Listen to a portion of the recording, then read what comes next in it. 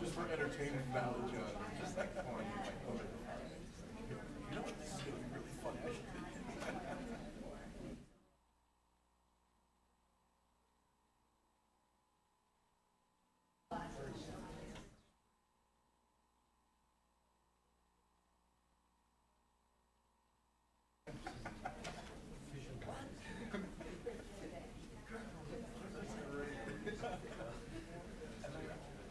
he actually, truly, I think, captured that by just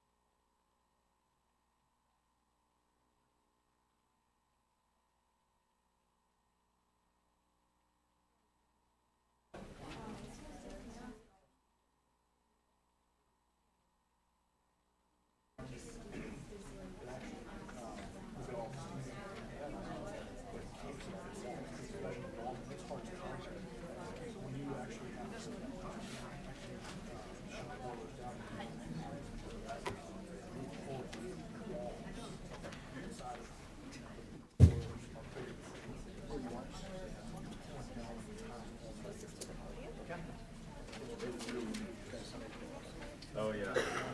Well, thanks for. Hi. No. Actually, just in terms of having it on. It's actually on live right now. I just haven't muted. I'll unmute it when we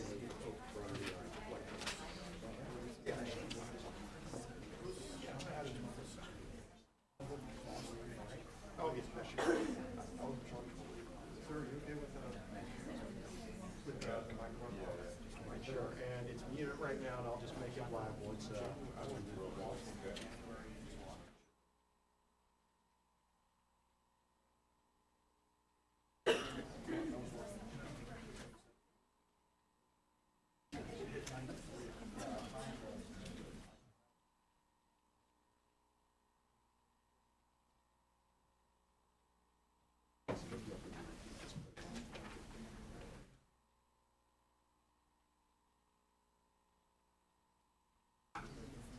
No, that's fine. Yeah, that's fine. Okay. Oh, just a second.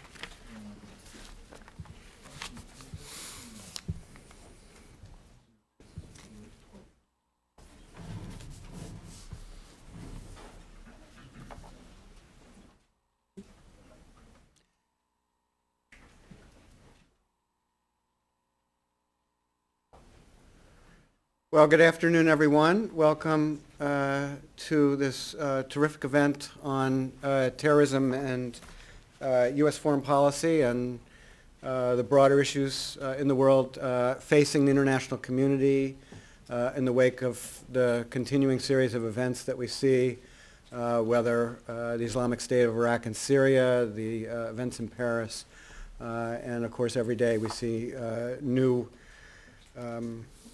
things taking place in national security issues reflecting the various terrorist forces around the world, Boko Haram in Nigeria. And great to have such a distinguished panel. I know it's a distinguished panel because they all have distinguished in their title. But I'm Jim Goldgeier, Dean of the School of International Service, and really delighted that all three of our panelists are here in a distinguished capacity. Our alumnus, David Gregory, distinguished journalist in residence, who, as you know, for many years was the host of Meet the Press, and has been here since the fall working on a book called How's Your Faith, which will be published by Simon & Schuster later this year. And then two recent arrivals to the School of International Service, Nora Ben-Sahel, distinguished scholar in residence, who's published widely on defense and national security issues for many years, including at the RAND Corporation and Center for New American Security. And then last but not least, Lieutenant General David Barno, who was commander of U.S. and coalition forces in Afghanistan in 2003 to 2005, and has most recently been at the Center for New American Security. Nora and Dave joined us here in January and are writing a book about military adaptation and the future of warfare. So we're delighted to have all three of them here with us, and I turn it over to America's greatest moderator to moderate this discussion. I must be the greatest because I love these glasses. And I would actually like to put you on the spot, Dean, and say I would like at least two of these because I think these are quite nice. And I don't remember these being here when I was a student. Welcome, everybody. We have plenty of volume here in the room, so I can keep it down. It's great to meet both of you for the first time today and have a chance to ask you some questions. So my approach on this, there's a lot of news going on. There's a lot about terrorism and the threat to the country and kind of formulating policy, but I'm also thinking about kind of where we are and the student focus and having an opportunity to give you some perspective on how it works among policymakers in the military, both on within the uniformed military, but also on the civilian planning side, how to approach these problems, and how we think about war at a time when we've been at war for more than a dozen years, and the country's tired of it and not that engaged, and yet these threats persist. Dave, if I may call you Dave, is that okay? Sure, absolutely. I'm very respectful of your position in both your positions, but I'm wearing a sweater, so I think we can be casual. You hear about the latest instance today of horror from ISIS. and the killing of this Jordanian pilot, which was so newsy because Jordan was, as part of his coalition fighting ISIS, was negotiating for his release, and you see we're up against an ISIS. What do you make of that? What does this tell us about both the nature of this conflict with ISIS and how we're doing? I think this is a conflict that defies easy explanations. I mean, we have a tendency, I think, to want to have nice, neat stories that go with our conflicts. 9/11 kind of grew its own story, and the war in Afghanistan came from that story. We have another story about Iraq, and we're trying to come to grips with a story about, I think, ISIS in Iraq and Syria. And one of the uncomfortable parts of this particular story is that a year ago, none of us would have been able to spell out what ISIS stood for. We had barely have heard of them at all. They weren't a significant actor. The intelligence agencies knew a bit about them. But now they're dominating the headlines day after day after day. And in part because of their heinous behavior, beheading journalists, killing hostages, everything from throwing gays off towers in Iraq and to today's incredible atrocity, killing the Jordanian house. So this is an organization that has really kind of sprung up from nowhere in a sense, but has been also a product of the last 10 or 15 years, morphing out of the Al-Qaeda organization. So it's a very disturbing part of the world right now. And I think one of the hallmarks of the last 15 years that 9/11 has maybe eclipsed or made less apparent is that the entire tier of that part of the world. And I worked at the Defense Department as a civilian, running a program looking at the entire North Africa, Middle East, South Asia portfolio for several years. And that entire part of the world is gradually becoming very destabilized, especially North Africa and the Middle East. And ISIS is the most prominent threat in that right now. And the reason we're involved is because they came very close to completely destabilizing the state of Iraq, which we thought in the aftermath of our period there had been somewhat stabilized. So this is disturbing, and I think the reason the United States is involved right now is because it's not going to go away. But we say that we're involved in certain ways, Nora, but you both are thinking about, writing about, and you'll be lecturing about the changing nature of conflict. What is the nature of this conflict against ISIS that we have to maybe think differently about? Well, it's really complicated because it has so many different dimensions. It's not a traditional military challenge alone. This kind of threat is something that requires all elements of national power in the United States and then together with coalition partners to come together to defeat. In some ways, these types of threats, over this longer period, not just talking about ISIS, are a response to U.S. conventional supremacy, right? Those who want to counter the United States, those who want to harm the United States are less and less likely to do it on a force-on-force battlefield because they know the United States has tremendous advantages in that area. So even state adversaries are turning more towards irregular conflicts, terrorism, and so on as part of their national strategies against the United States. It's then overlaid with the threat from non-state actors. The terrorism threat has morphed incredibly since September 11th. In some ways, the Al-Qaeda of September 11th, as awful as it was, at least had the advantage of being a centralized organization, in terms of countering it. There was a clear head, there was a clear organization, and you knew when you were making progress against it. What's happened since then is that it's morphed.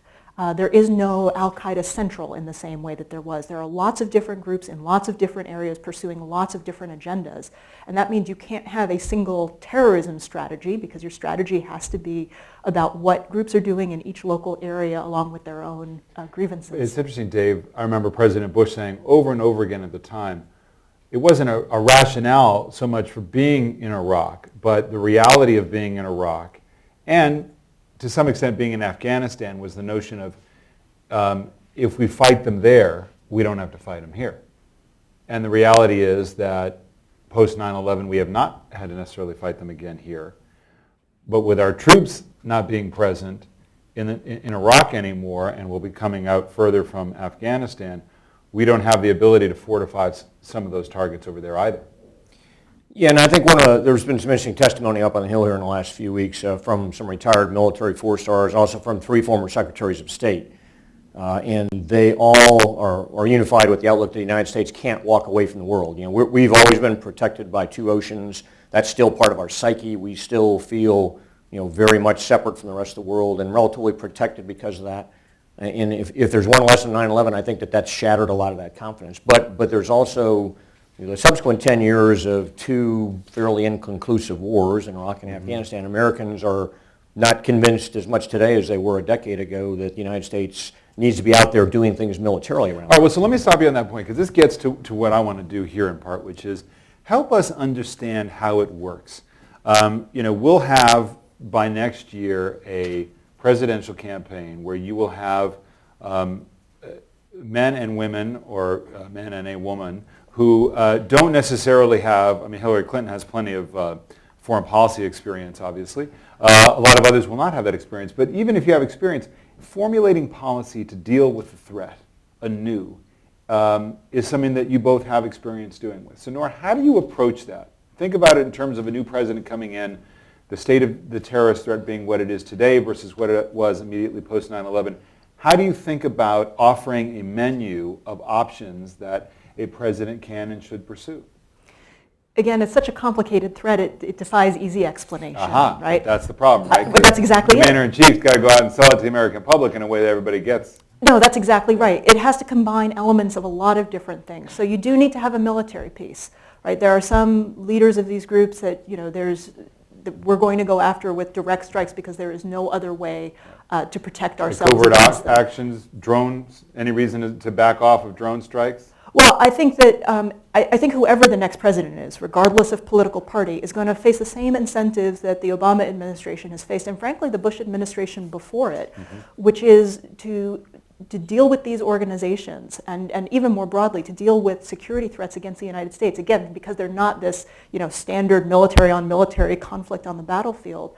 I think there's going to be continuing pressure to use special operations forces, which are not highly visible either to the American public or to the publics in the countries where they operate, and to use things like targeted drone strikes and other direct action wherever possible, again, because in some cases it is the most appropriate tool for the objective, but also because it's less visible and doesn't require mobilizing the American people and their support quite so much. Right, but this is the question, right? So are we going to have the same debate, which is that we either deploy large numbers of ground troops or we don't? Or does the United States have an ability to make a difference in some way that could be a little bit more novel? I think that one of the fundamental questions for the next president, if he or she is going to step back and say, instead of taking this as a collection of events, Tuesday's headline, Thursday's headline, next month's headlines, over 10 years, let's take a step back and think about the terrorist threat in the world, which is not unitary, but there are a lot of commonalities in it writ large, and think about how we approach that. And so I think in the Secretaries of State, when they testified here a couple weeks ago, alluded to this. They basically asked some fundamental questions. What are you trying to prevent? What do you want to achieve? Where do you need allies and friends to be able to both prevent and achieve? And then what values are you going to stand for? Those are kind of the big outlines of strategy, and that not just for terrorism. But in the terrorism arena, you have to think about the nature of this threat, which is by any measurement worse today than it was 5 years ago, much worse today than it was 10 years ago, and growing. So we're arguably our strategy, whatever it is not working. But why is that the case? Why is it growing? Why is it worse? You mentioned mutation, a lack of central control, but there's an ideology that still prevails. The U.S. has been engaged in fighting this enemy for years now. So why is it worse and not better?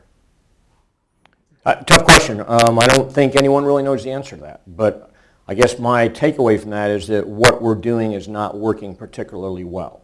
And I would argue that part of the reason for that is that it's been too defensive and doesn't have enough of a proactive leg to it.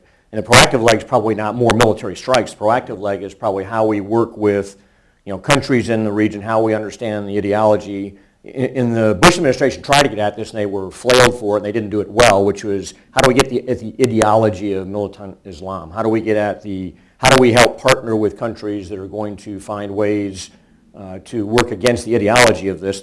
Because Americans typically, the United States, can't do this ourselves. But we haven't broken the code on that. I think we're going to have to do a lot more probably economically to assist these countries out there, to look at these youth bulges and the huge youth unemployment and education problems in the world, to look at what it is that causes people to go into terrorism. It's not simply poverty. The ideology itself is very, very compelling and powerful. Some countries in the region have done well in pushing back against that. The Jordanians have done pretty well. The Saudis have done pretty well. I think we have to find ways to help our friends out there do better against this. But to be honest, with all respect, it sounds very academic. What have we done, Nora? We supplied more foreign aid to Egypt. We had a huge public diplomacy campaign. It's still a place where first you had the Muslim Brotherhood that flourished, then you had a youth movement that was really kind of incapable of governing itself, and the only people who were Muslim Brotherhood, and then the army came back in. So, you talk about mobilizing the American people. The American people are not interested in a kind of hearts and minds campaign in the Middle East. They're just not. They're only going to react to beheadings or somebody attacks us again. We're not even interested in going back into Iraq, and where the threat we face there is so much more dangerous, right, than even what Al-Qaeda represented. So but I'm still kind of interested in what your view is of what's gotten worse. Is American engagement, is it a lack of it being sustained? Is it taking our foot off the pedal?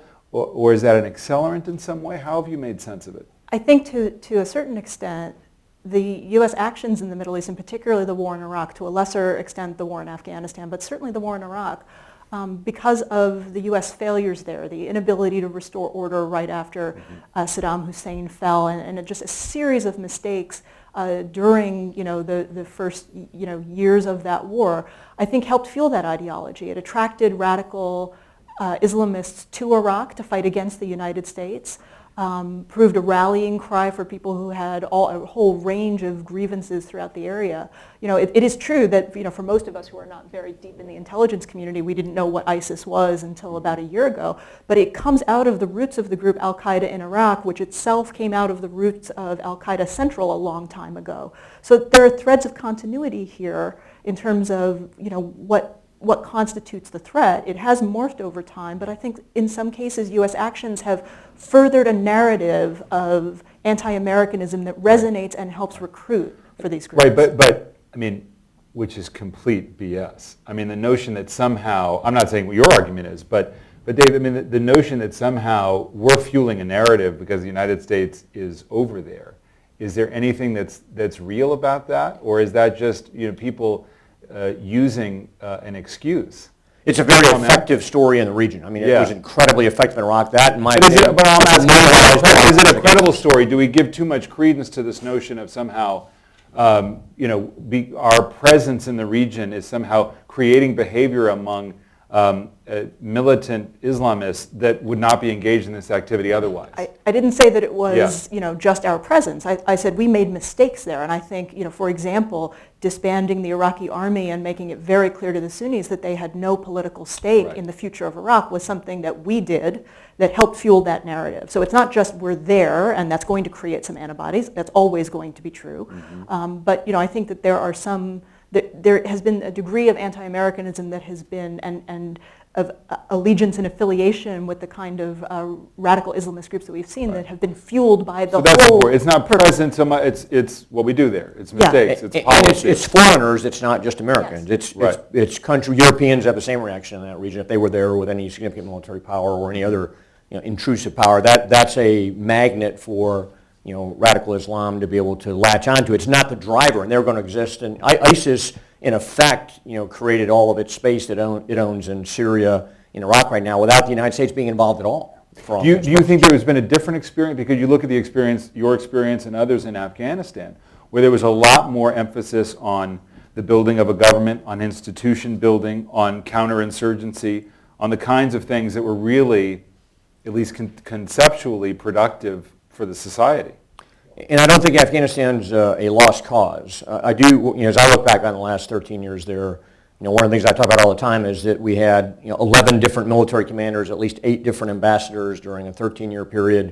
If we had that many deans of SIS wouldn't be a kindergarten. It wouldn't work. You can't rotate leadership every 2 or 3 years and have organizations function. You certainly can't do that in war when you've got someone trying to make you fail and kill you every day at the same time.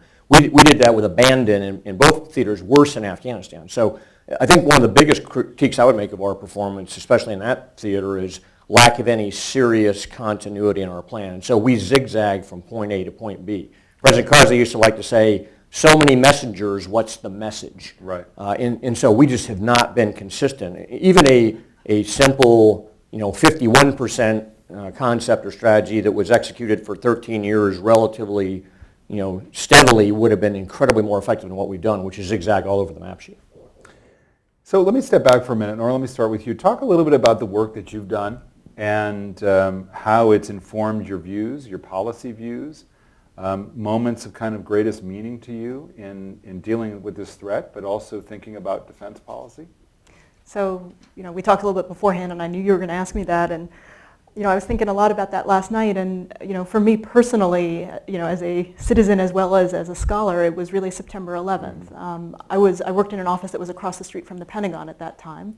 Relatively the beginning of my career, freshly minted PhD, off to do good policy work in Washington.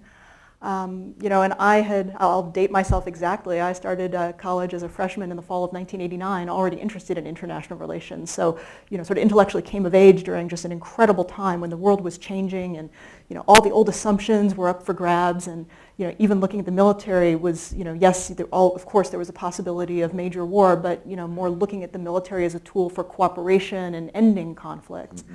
9/11, was a very challenging experience for me in both personas, because as a citizen of the United States, I'm a native New Yorker, and I watched the Pentagon burn across the street from my office, and was in such a state of shock by this. I thought that our building was going to be the next hit by a plane, because we were actually, one of the tallest buildings in that area.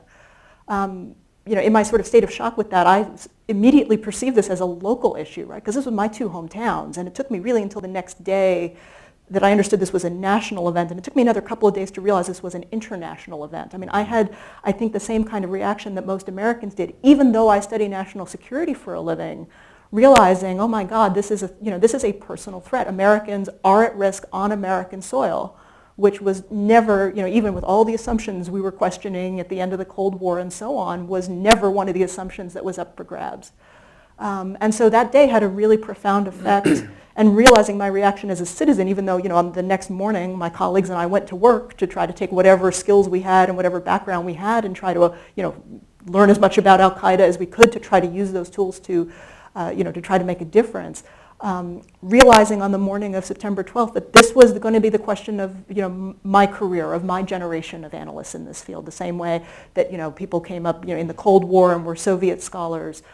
This was going to be the main professional challenge of my career. Are you disappointed when you talk about mistakes that the United States made on a policy level in Iraq? Are you disappointed with the limits of what the country can achieve militarily against a threat like this? What frustrates me the most, particularly about the Iraq War, is the self-inflicted wounds on the United States. Frankly, my own personal view is that the entire war in Iraq was a mistake and a diversion from the actual threat, which was coming out of Afghanistan, and we didn't pay attention. We rotated commanders and didn't double down on Afghanistan, which is where the true threat was emerging from. But even people who disagree with that and think was the right thing to do, there's absolute consensus that we did a horrendous job of planning for it, preparing for it, and thinking about what came after, and that frustrates me the most. I don't know if we had planned everything perfectly if Iraq would have been a successful military operation. I actually think the odds were probably, it may well have been a task too far. It may well have been something, the reconstruction of a country along the lines of the objectives that we set out may well have not been achievable. But we certainly made, we weren't even on the path to find out because we made so many errors that were completely preventable during the planning for and then the immediate execution of that war that we are still living with the effects with today. Dave, it was Sarah Shays, who was with NPR at the time and went on to become an advisor to General Petraeus in Afghanistan, who wrote that Afghanistan, more than any other conflict, that was the proving ground. Those were the stakes, sort of taking on Islamic extremism.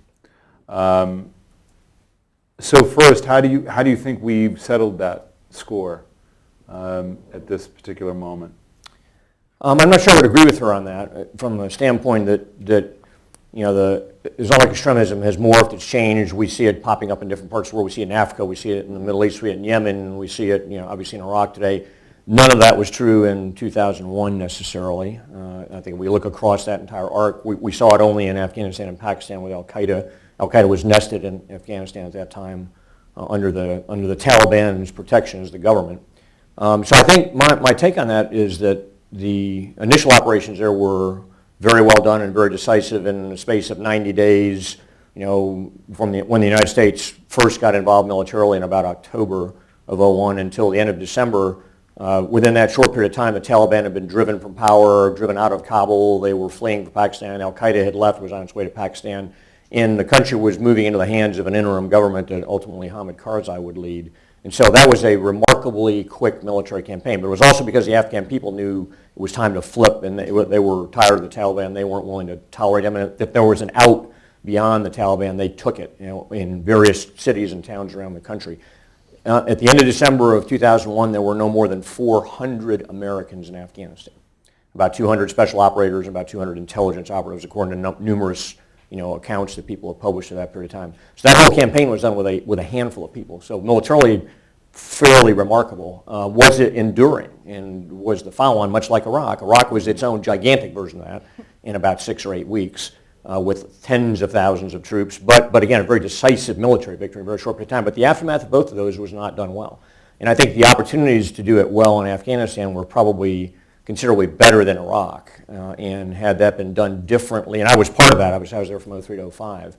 By the time I left in May of 05, Zal Khalilzad and I, who were there for the same period of time and worked daily together, he is the ambassador and me as the military commander. As we looked at it, we were convinced that the Taliban was down and almost out. There was a new Afghan government in place. They had an election where 10.5 million Afghans registered to vote for the first time, and 8.5 million actually came out and voted in a pretty uncorrupted election compared to everything since then. And Karzai was elected president, and they had a parliament elected. It was a remarkable, uplifting period of time. For even Afghans were euphoric at that period. That snapshot did not endure, in part because the United States can juggle one big ball at a time, and the big ball was called Iraq. And so I felt that when I was there, but it became particularly overpowering, and Afghanistan descended into oblivion in 06, 07, 08, 09 as things burned in Iraq. Talk a little bit more personally as a father, as a general. These moments of great meaning in your career, especially as you've perceived this threat and thought about how to use the military to fight it. I had a very different experience than Nora, as you might expect. By the time 9/11 hit, I had been in the military about 25 years almost. Had 2 sons and a daughter at home that were kind of moving their way up through high school and college. I spent a good bit of my time I was an infantry officer. I spent a good bit of time in special operations units, 3 tours in Ranger battalions. I was in the Panama invasion as a ops officer and have 110 plus parachute jumps in my Ranger battalion time, my 82nd Airborne time. So I was in the Panama invasion, was in the Grenada invasion, and had been following and involved with the CT end of the business for a long time. So, I watched what was happening in the 80s with, Palestinian terrorism and was involved on the edge of that. I watched what was happening in the 90s. One of my sister units went to Mogadishu and was in Black Hawk Down. That was, the Ranger unit there was, I was the next unit in the queue to go as a commander in that particular operation. And then, watched the bombings of the U.S. embassies in Africa in the late 90s, the bombing of USS Cole. And you could see the buildup of the terrorist threat. And I had friends that were intimately involved in that, tracking that every day here in the Pentagon, working 18 hours a day, watching Al-Qaeda in 1998, 1999, 00. So if you were in that part of the military, you knew that was coming. So 9/11 was kind of, yep, we anticipated something like this would happen, and now it's happened. 2 years later, I was in Afghanistan. 4 years after that, 5 years after that, my youngest son was in Afghanistan for a year flying scout helicopters with the 101st Airborne. 2 years later, my oldest son was there for a year with an infantry brigade out in the east. So I got to experience being a military parent with sons deployed, as well as being a commander of the whole effort there from 03 to 05. And those are dramatically different experiences. And I tell people I'm on Facebook today because it was the only way I could actually tell if my son in Afghanistan in 2008 was alive, because occasionally he would post something to his friends that he was doing this or doing that, and I knew he was back from a mission or he wasn't out flying, and he was typically flying about 6 days a week in combat ops there. So that was a very challenging period of time for both of us. When my oldest son deployed to Afghanistan for a year, he left behind his wife and a 1-year-old baby at home who lived with us for about half that year. And so we got to endure that every day. So every morning your routine is you get up and you look at the newspaper, you see what's happened in Afghanistan, you see what helicopters have crashed, what kind they are, where were they, you see where there were firefights or roadside bombs that went off, and you try and triangulate to where your kids are that particular day. Wow. And so that's your life, and I journaled this day after day after day after day after day after day. Did your military background make you less of a warrior? It made me know too much. I knew with a lot of precision what they'd be doing, where they'd be going. I could just tell from what they were writing and posting Yeah. And I had a different layer of communications with my sons than my wife did. Because of we're both in the military time, so they would share things with me that they weren't sharing with her, which was perfectly fine.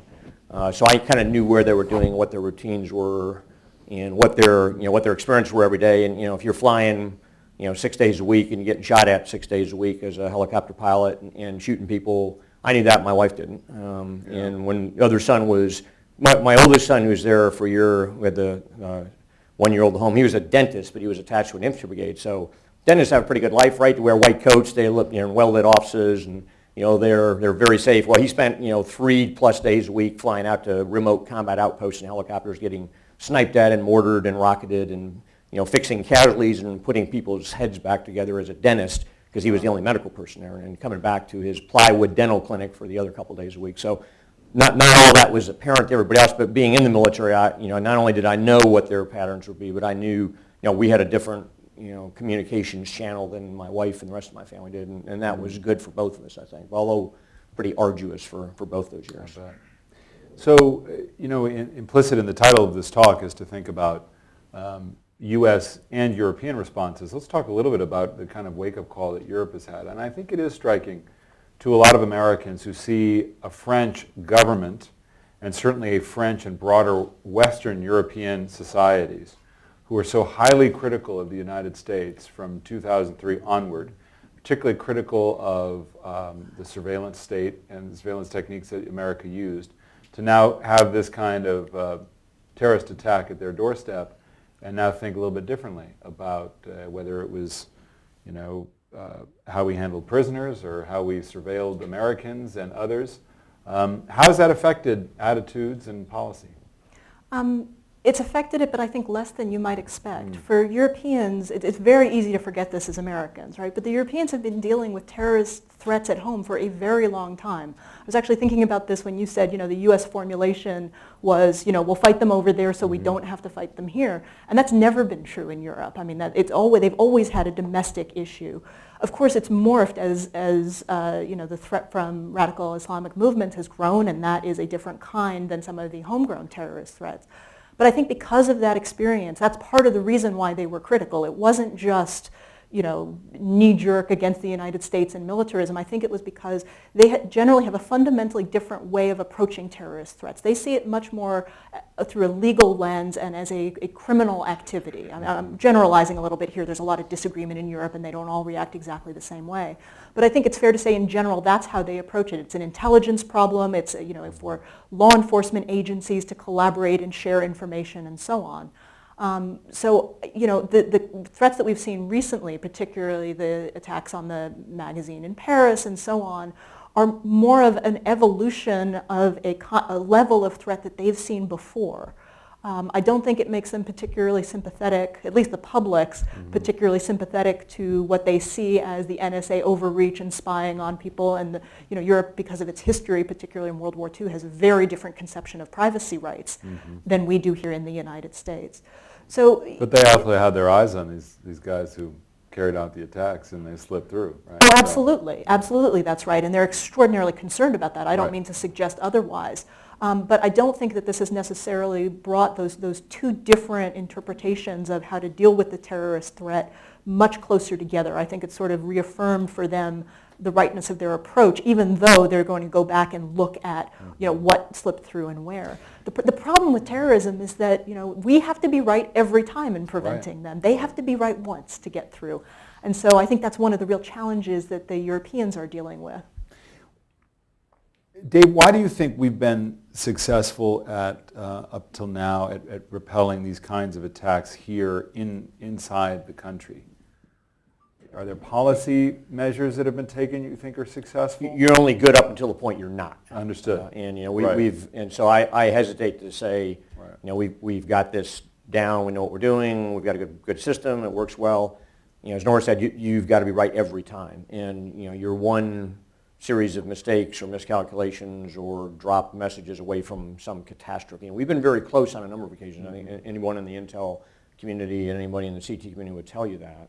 So I think it's only a matter of time until you're going to see another attack of some sort. We've been extraordinarily fortunate we haven't had a mass attack. That's been the horror of all government officials. And I think that our our mechanisms to look for that, to prevent that, to disrupt that, which is where a lot of these offensive actions come from, are preeminent. I think we're, and rightfully, we're doing everything possible to keep that from happening again. The lone wolf attacks, the small individual attacks, the self-radicalized attacks, where people never even travel to the region, it's going to be next to impossible to stop those. We're going to see more of that. Europe, as a historically in the last certainly 50 years, if not beyond that, has been more used to having these low-level terrorist attacks taking place on a regular basis. The IRA, the Red Army faction in Germany, the ETA in Spain, terrorists from North Africa and France. This has been part of the fabric of their societies for a long time. It's never been part of the fabric of American society, especially when it's been generated from outside the United States. Domestic terrorists from Idaho, fine, we can tolerate that, and we see that and we stomp it out. But if it's coming from outside of our borders, that's not part of who we are, and we react very viscerally to that. Yeah. We still do have some advantages from geography, especially Right. compared to the Europeans. It's still a harder problem to organize and launch an effective attack against the United States.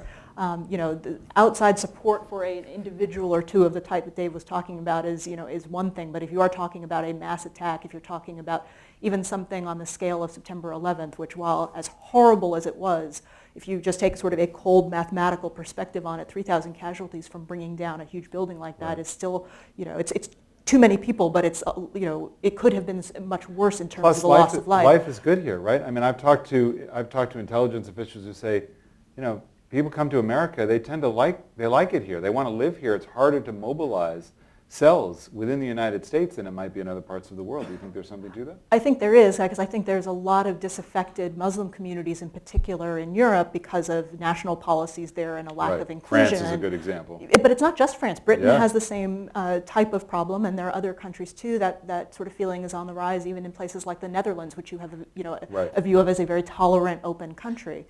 But not necessarily toward their immigrant population. Even there, maybe compared to some of their neighbors, but it's absolutely there as well. It's harder to get to the United States, and that should not make us complacent, because I think what Dave said is exactly right. The threats are there, and there are groups that are going to be trying, but it is going to be harder for groups to carry out attacks on the United States than in Europe, and so that's why I think we're seeing so many of these. I think one marker of that, David, actually is the number of foreign fighters that are going to fight in Iraq and Syria for ISIS and other factions over there, and where those numbers are peaking, which is in Europe. You see hundreds and hundreds from Germany, from England, from France, even over 100 from places like Netherlands and Belgium. You're not seeing that from the United States in those kind of numbers, in part because of geography, but in part because of what you're describing. It's a different society here. But that's an incredible risk on the return leg of those foreign fighters back to Europe, because they've got fairly clean passports, and that could be a challenge here. We seem to have some political consensus around the idea of that the United States, and it's still the United States, that's powerful enough and will lead enough to prevent failed states from metastasizing and becoming a vacuum for terrorists to get all this training. We had Chechnya, we had Afghanistan of the 80s, and now there's Syria. So U.S. policy in this regard has seemed to not live up to the promise of even President Obama when he said we can't have failed states. Well, you have that in Syria. And these guys in ISIS, they have money and they have lots of opportunities to fight and kill.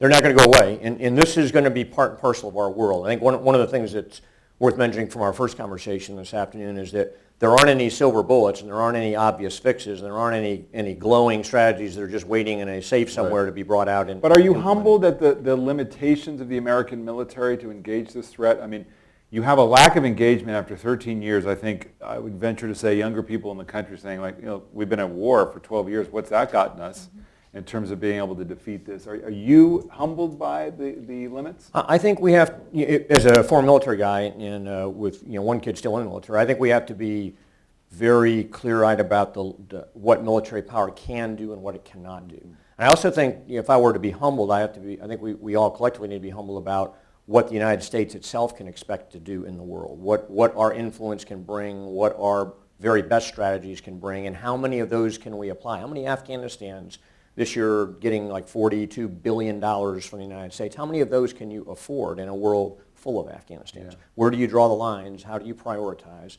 And where do you start shifting to more of a containment strategy to keep these problems from spreading not just the United States, but to neighbors. And I think we're probably approaching that looking at the broader Middle East. So I'm very interested in that because, that was after 9/11, it was, the doctrine was exactly not that. It's no more containment. It's no more, saying that we'll tolerate these societies and these, these monarchies.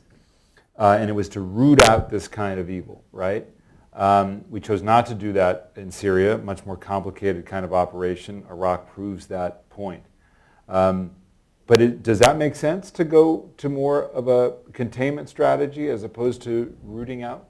I think you have to think of it in terms of containment because you can never, terrorism is a tactic, right? It's always going to be there. People are always going to see that as politically expedient to achieve their objectives. I was actually somewhat dismayed when President Obama made his big speech about ISIS and said we will degrade and defeat ISIS. I think the policy that he's pursuing, which I actually think is more correct than the one he said, is a policy of containment. I think that's what we're trying to do in Syria because it's not just a failed state. There's an active civil war, of course, and the issues that come up by overlaying a major center of terrorist training with a civil war that has absolutely no good options for its ending, and how you think about the long-term situation of Syria. I mean, it's an incredibly difficult problem because you've got two things that are interrelated that are hard enough to solve on their own, and yet they're making each other even more complicated. I'd say this is too big and too complex and growing too rapidly, and has over the last 5-6 years to have any, you may not state this, and I don't think we probably won't for political reasons, but to have any strategy but some version of a containment strategy. I think that's what we actually have been doing. But isn't it unfortunate if you look at ISIS and what it represents, it is not, it's not an insurgency. It's a terrorist army with regional designs that's state. So if ever there was a rationale to excise this particular cancer, this is not even invading a country. I mean, this is eliminating this kind of pan-threat, and yet we don't seem to have mostly it's the will, right? I mean, because what that would require is something that we seem to be out of the business of for the time being. I don't know. What I just said does not preclude the idea that we do more to jam ISIS back down into its box and get it to be a much less capable organization. But so you disagree because you don't, or you're saying that degradation strategy is not something you agree with. I'm saying that the objective of the words Obama used in that first speech about ISIS was defeat and destroy. Destroy was the key thing, which is 100%. Okay. I'm sorry, I misspoke. It's defeat and destroy, whereas what we're really talking about is degrading and containment. Yeah, you want to prevent them from being able to achieve their aims and jam them back into the smallest box you can. And that's part of a broader multi-regional containment strategy. You've got everything from Boko Haram and Nigeria all the way out to what we're seeing with the Pakistani Taliban out in South Asia. I mean, across this whole arc there are multiple dots of these organizations. You're going to have a slightly different approach to each, but your broad circle is going to be one of containment. It's amazing how time changes in a relatively small amount of time. I remember Bush's first foreign trip was to Mexico. I remember they shot, in 2000, they shot at some coalition aircraft, and he said, we're going to keep Saddam in his box, and how that changed. But I mean, it really did morph into something that got much bigger. Let's widen this up a little bit and get your questions to all of this, and we'll start in the back. If I can just ask you, let's get to a question. Let's not do speeches and we've got some veterans in the audience, I see. So love to hear from you all and what some of your experience might have been too. Yeah, go ahead, sir. First, thank you. My question is the use of the word terrorism proper? General, you made the comment regarding the IRA and Palestinians. To me, where you go after the general population, that is more a terrorist act where, you set off a bomb in a grocery store and so forth. It seems like what we have faced since 9/11 has been specific military hits on ideological, be it the Pentagon, be it the World Trade Center, be it Charlie. These are specific hits, much like a drone attack. No. Targeting the World Trade Center is like a drone attack? What military purpose did hitting the World Trade Center have? It wasn't military, it was ideological. they were against the sort of domination that the World Trade Center represented No, in but terms of but what. those are civilians. I mean, you can't. I mean, that's pure ideology. I mean, the notion of hitting civilians because of what you say represents world domination. I mean, I just don't think we can allow ourselves to slip into sort of allowing that ideology to be used against us. There was no real political purpose to that, was there? Well, if you could just When you target civilians, that's if you what could that just is. expand that a little bit in terms of might the use of that word, where in many people's minds we think of terrorism much like the IRA used it, might that affect the way we guide our responses to try and contain and eliminate it? It's a good question.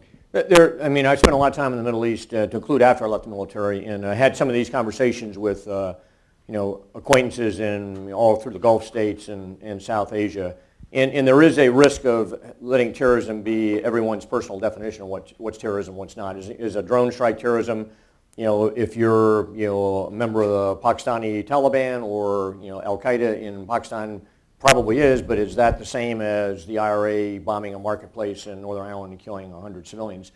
So generally we tend to say the indiscriminate killing of civilians for political purposes is kind of a working definition of terrorism. But the word's probably not as important as the strategy that you apply. We're seeing terrorism used as a tactic by a number of these groups, and that goes all the way from beheading hostages on television to invoke and incite terror in all the populations out there to large-scale killings of civilians and even prisoners, for that matter, that are taken on the battlefield. So that is a tactic. We're fighting people that use that. But separate from that, I think we have to design a strategy to deal with what's really out there. There's not going to be an army out there with uniforms and with rules and with front lines, and it's not connected to this broader ideology. This is, I wrote a piece a year or so ago talking about the three wars of the 21st century, and all these wars are now hybrid wars. You're morphing together, information warfare, terrorism, cyber warfare, tanks and artillery, and covert operations all in the same conflict. And that's what we're gonna be dealing with. So trying to design some kind of strategy to But I think, work through that. but Nora, I think to your point, which I push back on, I think it's intriguing because are we doing ourselves a disservice in our effectiveness by demonizing some, movements and then giving credence to others as being more political? Now, I think that whole line of argument runs into this business of somehow blaming ourselves as Americans for these terrorist actions, which I think a lot of people disagree with. But what do you think on this question? Is this demonization hurting some of our efforts? I personally don't think so. I think that there is a pretty clear line between, once people are starting to, maim and kill people on large scales in other countries, maybe it's the U.S. national security analyst in me, but to me that's a security threat that has to be dealt with. Right. I think Dave is exactly right. You started off by saying what is the broader course of, the changing nature of warfare. And it is exactly this hybrid element that we're going to keep seeing, again, because the idea, at least in the foreseeable future, of even if you're a state adversary, coming against the United States in a conventional military battle is a recipe to lose, right? Our adversaries have drawn that lesson from, at least the combat phases of Afghanistan, of Iraq, and lots of wars before then. So we're going to be seeing more and more of this, what you're seeing, what Russia is doing in Ukraine, for example, where, Russia did not invade with tanks into Ukraine. Mm-hmm. There would have been a huge pushback against that. Instead, what they've done has been far more effective. I'm not justifying it, but it has been effective in this, use of irregular soldiers who are very clearly being sponsored by Russia. They have Russia's blessing to act, but they cannot be clearly traced in an obvious way, the same way you can when a tank rolls across your border. And I think we're going to be seeing more and more of that kind of thing as a feature of all of our future conflicts. Yeah. Where else? That's over here. Professor? Or you, go ahead. I'm sorry, you have the mic. Yes, sir. Can you take us in the mindset, all of you, I guess, from the mindset of the playmaker who's overseeing the propaganda executions, the one that happened today, the ones that have happened in recent weeks, and help us understand the cost-benefit analysis they're going through to proceed with those public propaganda executions? So you're talking about getting inside of Yeah. the ISIS Yeah. sponsors of these Because beheadings? there's for risks example? and benefits, right? You tick people off, and you also Yeah. send a message to, let's come on, help us fight these folks. I think one of the most important messages, and this is something I've thought about a lot and thought about when I was in Afghanistan as well, is one of the very powerful messages that send is implacable will. That there is nothing and this sounds horrific to us, sends a rather different message if you're in proximity of these groups. There's nothing that we won't do to get you. There's nowhere you can hide. There's no act we won't take that's beyond the pale. We are going to succeed. You cannot stop us. And that, again, in the West, that sounds bizarre even. But that's an incredibly important part of successfully prevailing in conflicts, armed conflicts, violent conflicts between human beings. So the effect of that on your adversary is immense. Think if you're a Jordanian or an American pilot flying after what happened today and knowing what's going to happen to you if you get shot down. I've had those emotions go through my head before, and that's very, very powerful. And so it sends an incredibly potent message. But it has a potential for the counter effect to emerge as well, and I do think that that's an important part of what's going on. I don't think it's at all coincidental that the first time that the United States really made an effort to counter ISIS and made a big deal about it with the president speaking about it was after the beheading of the first journalist last year. I mean, I think it was because that event was so horrific to Western eyes, not just American, but to Western eyes, that it got a presidential level speech. That's good and bad if you're a terrorist group thinking about it, right? Because my God, we got the president of the United States to say something based on killing one guy, right? That's a huge recruitment advantage for people who are already along those lines. I think there's but go ahead. it also has the effect of galvanizing the West to try to do something about Right, and I think that, first of all, I mean, from the media point of view, it's diabolical in the sense that it really fits a media climate that is so diffuse where that becomes such a highly shareable moment of horror. But I do think there's something else. I mean, just as the attacks of 9/11 represented this nihilistic terrorist group that had no real vision for the future other than perhaps in its wild-eyed fantasies creating a return to the caliphate so they could subjugate women and minorities and others and seek to dominate the world. They want to draw the West into battle. I mean, that's what they're here for. They've got no positive vision for the future. They want to fight. They want to draw the great West into more of a fight. And I agree with you, which is they get farther along the way to mobilizing even a war-weary American public into doing that with this kind of imagery and these kinds of acts. Yes? Good afternoon. My question is, during this fourth wave of terrorism, have we, in our stereotyping of terrorists, is it to our detriment? Because I ask, because our media doesn't seem to cover organizations like Boko Haram, and we don't seem to be covering the mental illness facing a lot of these people, like Michael Zahav-Bayu in the Canadian Parliament, who was schizophrenic and on drugs at the time. So has our stereotyping been to our detriment? Yeah, again, there are lots of lapses in the American media and the coverage of various movements that geographically and for other reasons get more or less attention. I don't think our grave error here is stereotyping. I mean, I think the nature of the threat is what the nature of the threat is. It's not our fault. There can be policy mistakes that are made, but I just think that's a bit of a trap. I mean, this is what it is. I do think that there's an important point here, especially Boko Haram is a great example, right? Boko Haram in the past couple of weeks, has killed more people and done more damage than what ISIS has done in a less horrifically spectacular media-friendly way, but far more people have died. And it's not on the front pages, and that's not media bias, right? There's a reason for that. To be blunt, U.S. interests in Nigeria, that is still a domestic problem in Nigeria. U.S. interests in Nigeria are not as great as the U.S. stake in the future of what happens in the Middle East. And so that shapes a lot of our attention and response as well, for better or worse. And is a noticeable lapse in media coverage, to be sure. You're absolutely right about that, but I think that's one of the big reasons why. Any thought on that? No, I think I would agree. Yeah. Sir, in the back, yes. Then this young lady over here.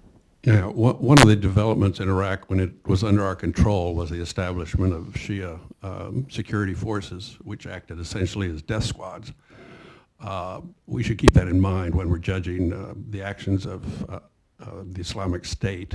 They weren't the first to introduce savagery into the conflict. Was there any similar development in Afghanistan general during your tenure or subsequently? Well, I'd first take issue with the notion that somehow we subsidize Shia death squads in Iraq. I don't think that's quite the way that developed. But to your second point, no, I'm not.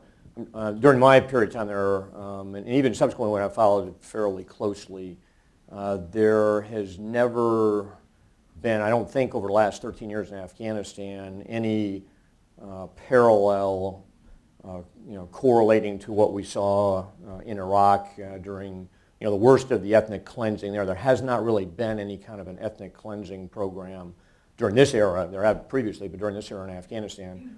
And even the degree of seeing targeted killings on any significant scale, I didn't see that. And there's been no organizations that I've ever been able to see or identify that had that particular approach, which was obviously the case with a number of them in Iraq. Dave, do you work?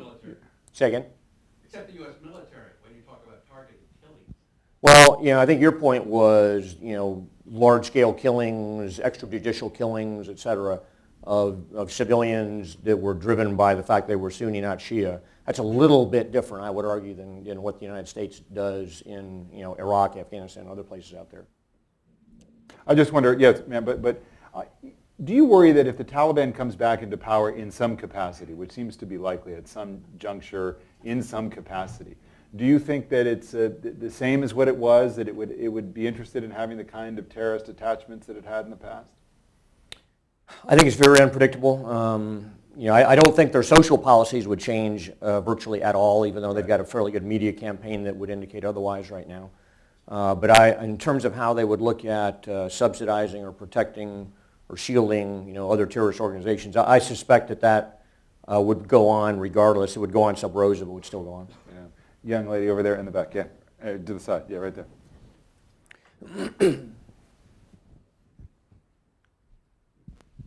My question's more about the idea of containing. I was in the Navy and we're downsizing. So how does the public have to change their opinion on it? Or is this a strictly governmental thing? Because ships still need to be deployed, but there are not more people to go. Oh, I'm not sure I fully understand your question, but let me take a stab at it. Well, but it's a big resource issue, right? I mean, are we putting ourselves in a position to contain in more places when we don't have the military resources that we may have had? That could change, right? The president wants to spend more. There's no public motivation to increase the military size, but there's a demand for the deployments. Yeah, so this goes back to the question earlier about, how do you set priorities when you've got not one Afghanistan, but 12 Afghanistans? You can't put $40 billion against each one of those problems around the world. And so, again, this is imperfect, but if you have some sort of a containment strategy, you're going to use as little force and as little capability as you can. You're going to use disruption. You're going to use, a variety of whole of government approaches, not just military approaches, to try and undercut these organizations, make them less effective, get at their financing, get their ideological base. That all doesn't involve airplanes and ships and troops.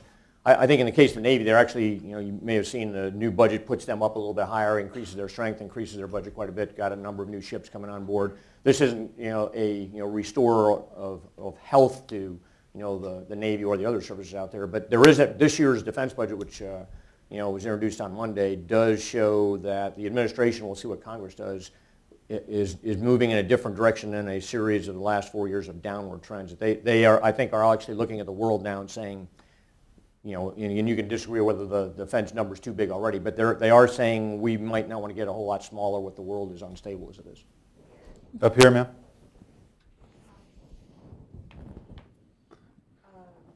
Again, on the containment, I'm wondering what that strategy would really look like.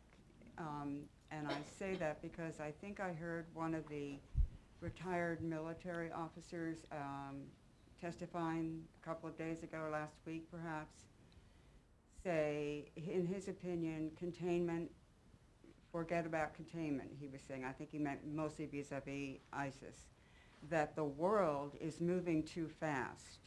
communications cyber reality is just outruns the, go here, go there, stuff up that hole, stuff up that hole. But maybe I'm not understanding him, maybe I'm not understanding. Well, I think your him. question goes to, I think it's a really interesting point, which is, so if you have a global strategy, we're back into this discussion of the coalition of the willing, which is always kind of hard to pin down, because we have these memories of the first Gulf War, and thinking that we can replicate that. What would that look like today to have a robust coalition on all cylinders fighting ISIS? What would that look like for real? It has a number of different aspects to it, but I think the first and strongest one has to be intelligence and law enforcement cooperation, right? The information. But haven't we had a lot more of that since 9/11 in particular? We have, but we need more of an effort to understand the dynamics on the ground. This is one of the difficulties of the fact that they're operating in Syria, where we don't have a good intelligence presence, where the civil war makes it exceptionally difficult for anyone to get reliable information about what's going on there. And we've lost our intelligence assets in Iraq. Exactly. So, so getting information and understanding how these dynamics play out becomes particularly important. But, containment isn't just about geography. I mean, the easiest parts of it to see are you try to, U.S. strategy at the moment is to push them out of Iraq and at least get them into Syria. That doesn't obviously solve your problem, but it would at least, that's one aspect of containment, right? So that is a geographical dimension. But it also has to do with trying to reduce their ability to recruit, trying to reduce the traction of their message in the media, all very difficult things, but I think all things that you could legitimately consider part of a broader containment strategy. The military is a key piece of that, but it's not just all about territory.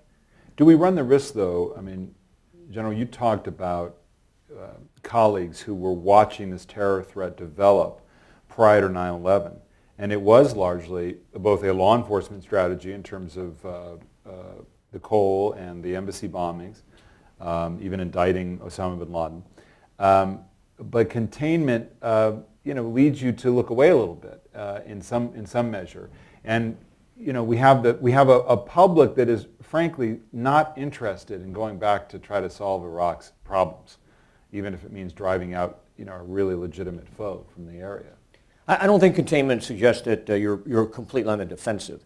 I actually got interviewed when I was out in Pacific Command about 1999 after the USS Cole bombing about how I thought we were doing. I was a one-star deputy ops director out there for Pacific Command.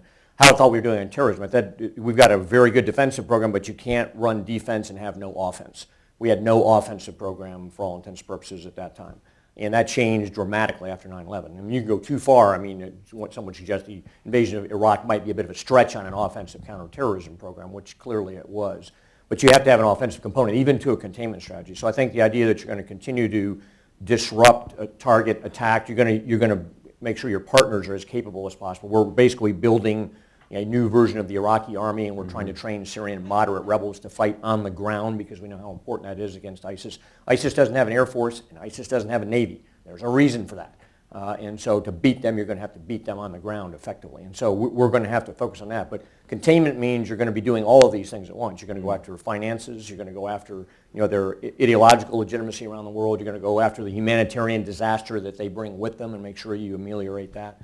And you're going to bring as many partners on board as you can. Right now there's a coalition that's fighting ISIS. At my count, it's about 25 countries involved militarily. Most of them would be recognizable inside of NATO or the EU. You got the Australians, New Zealanders, and Singaporeans out in the Pacific, and you've got a number of the Gulf states. So that's not an ironclad group that we can see marching down the parade field every day, but there's a lot of countries that realize this is a threat and are on that battlefield right now. Mm-hmm. Yeah.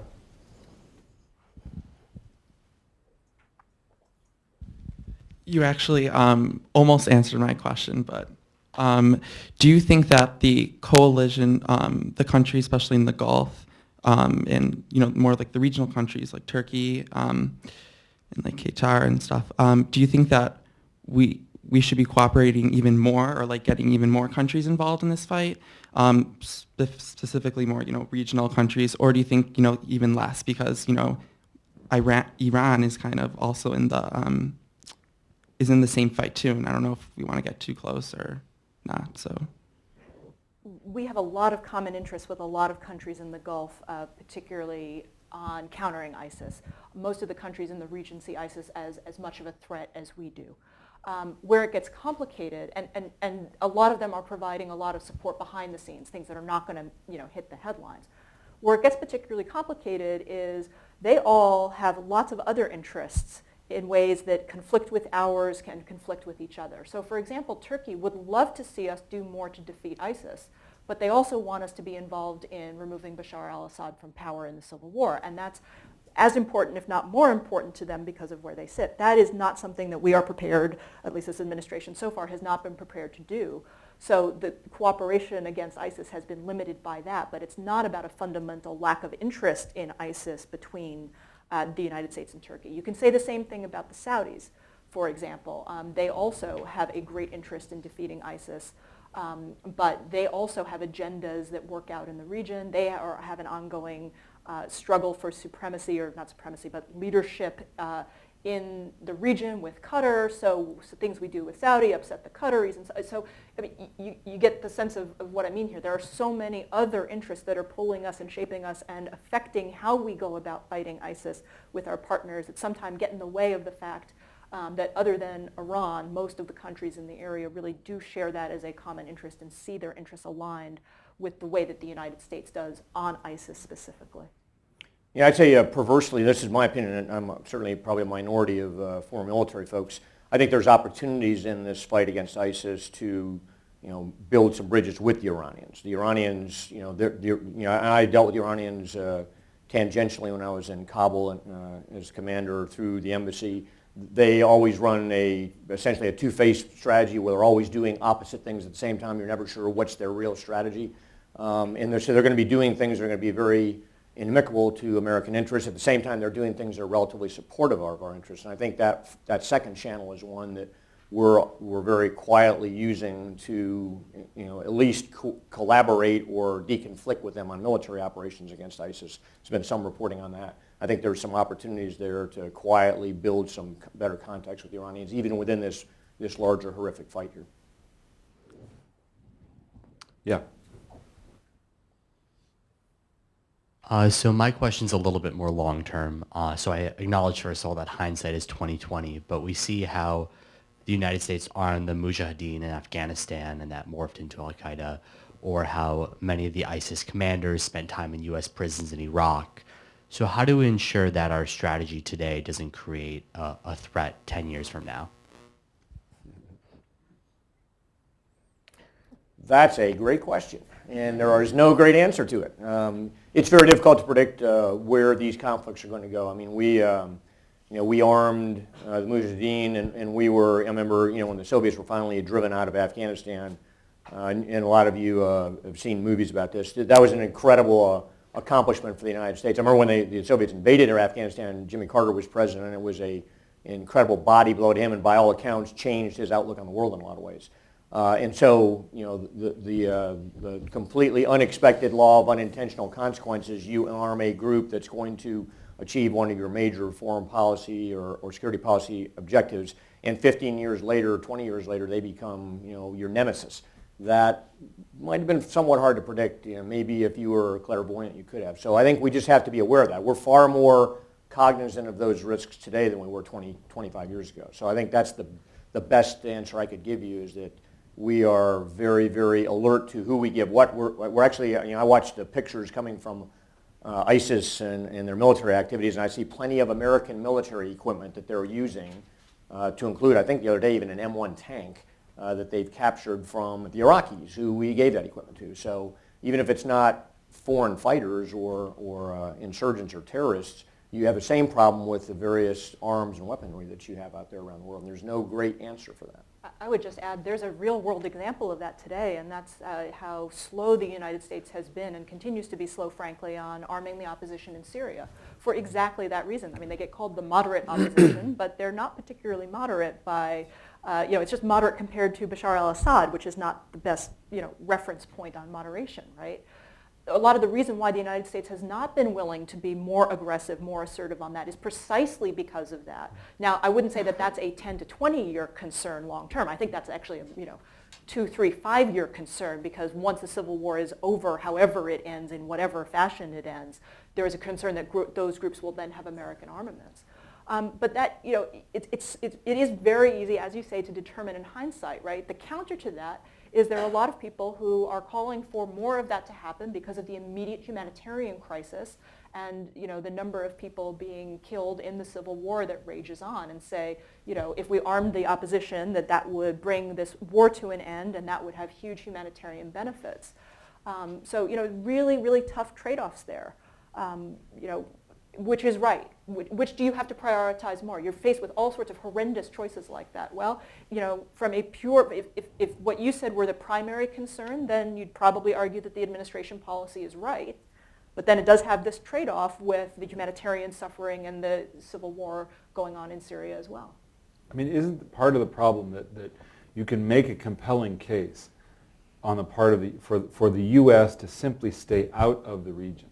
Because of too many, you have the sectarian divide, you have the effects of a colonial map that is being thrown out the window and trying to be reordered in many ways. And that the United States, the presence of the United States in the region then acts as an accelerant or an outside excuse. But there is no staying out of the way. I mean, this is what we did in Afghanistan, right? We said, okay, we're out of here. I don't think that's an accurate argument, in part based on what I said earlier. ISIS came about and all of a sudden seized a gigantic chunk of territory in Syria and Iraq, essentially with Americans not present. There were no American troops in Iraq, 15, 18, 22 months ago. None, except people guarding the embassy. And there weren't any in Syria. ISIS grew up out of the ground without having any of that, catalytic influence of American troops somehow, motivating their existence. But they probably couldn't have made the gains in Iraq if you had American forces. Probably not. But that's the opposite of your point, which is that Americans aren't just a catalyst. When Americans aren't there, this incredibly bad thing evolved, and now we're having to deal with it. Oh yeah, no, and I'm certainly not positing that the U.S. presence somehow causes these things, as if they don't, these bad actors aren't going to be bad all by themselves.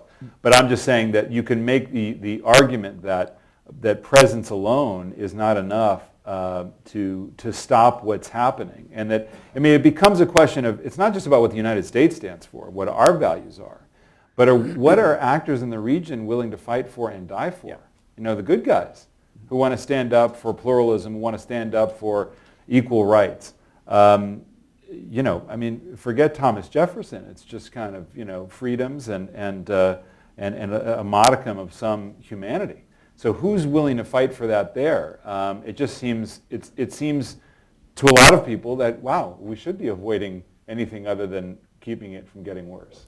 Well, this goes back to this question of who's got the most will. Where does willpower reside? And if fundamentally, at the end of the day, if the Iraqis can't find it inside of themselves to take on ISIS and beat them back, then we're certainly not going to be able to do that. And I think that the jury is out on that. Yeah. It's not unlike the jury is out on the Afghan National Army being, capable enough and having enough morale and willpower and strength of character to take on the Taliban and fight, be at least as tough as the Taliban is. We don't know the answer to that yet. Yeah. And if you don't have that, you're not going to be putting American armies in there to do that instead. Yeah. But this is, I hate to sound academic, right? That's necessary but not always sufficient, right? The Iraqi army and the Afghan National Army still are very limited in what they can do. I shouldn't say very limited, but there are limits on what they can do without U.S. support, right? The reason why the Kurdish forces were finally able to push ISIS out of Kobani and retake the town was not because they got so much better on the battlefield alone, though they did. It was because they started working effectively with U.S. air power, which was something that they could never provide. So you have to have that local will. Without that, you can't accomplish any, they have to be the ones to do it. But if they're willing to do that, and you can use the Kurds and the Kurdish fighters in the northern part of Syria and the northern part of Iraq as an example of that, there are ways that the United States can help them with certain military enablers to help them get the job done that they want to do. Yeah. A couple more here. Yes.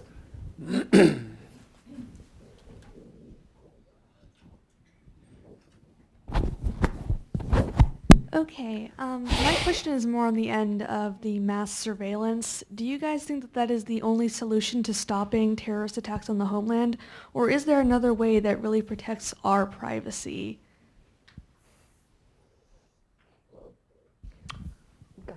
I don't know.